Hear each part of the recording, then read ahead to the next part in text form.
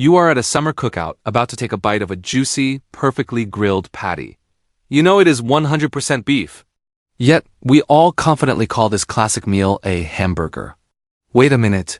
If you look closely at the ingredients, there is absolutely zero pork involved. So why in the world do we use a word that clearly advertises ham to describe a beef patty? Is it a massive culinary lie, or is something else going on? Welcome to the Anatomy of Things. Today, we are unpacking the completely misleading name of America's favorite backyard food, and learning how a geographic title accidentally birthed an entirely new word in the English language. Let's get into it. To solve this naming puzzle, we have to ignore the meat and look at a map. We are going back to the port city of Hamburg, Germany, which had a centuries-long reputation for championing incredibly fine beef.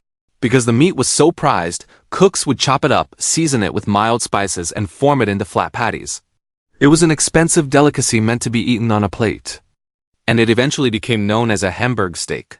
As massive waves of European immigrants sailed across the Atlantic to the United States throughout the 18th and 19th centuries, they brought their favorite hometown recipes with them.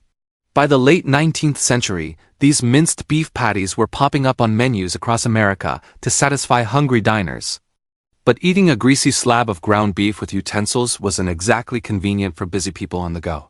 Here is a quick twist for you. Imagine walking around a busy county fairground in the late 1800s, trying to hold a hot, slippery beef patty in your bare hands. It is a complete mess. To solve this obvious problem, several inventive cooks across the country, from Wisconsin to Connecticut to Texas, all seem to have the exact same brilliant idea. Trap the meat between slices of bread to make a handheld meal.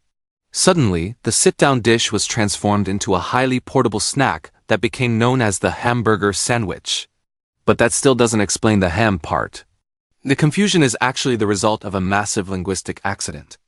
Originally, the word for someone or something from Hamburg was simply Hamburger, using the R suffix to indicate its geographical origin. However, as the sandwich exploded in popularity over the early 20th century, the connection to the German city completely faded from the public's memory. Americans looked at the word, noticed it contained ham, and mistakenly assumed the title was a combination of ham and burger. This linguistic glitch, which language experts officially call rebracketing, changed food history forever. Even though there was never any pork involved in the recipe, society universally accepted burger as a brand new, highly customizable root word. Because of that single grammatical misunderstanding, we now enjoy cheeseburgers, turkey burgers, and veggie burgers. The word completely detached itself from its European roots and became synonymous with any hot patty served inside a bun. So the next time you order a classic beef patty, you will know that its confusing name is not a lie about its ingredients. It is a linguistic ghost, echoing the journey of a simple chopped steak that traveled across an ocean and accidentally gave us a whole new vocabulary. Thank you for watching.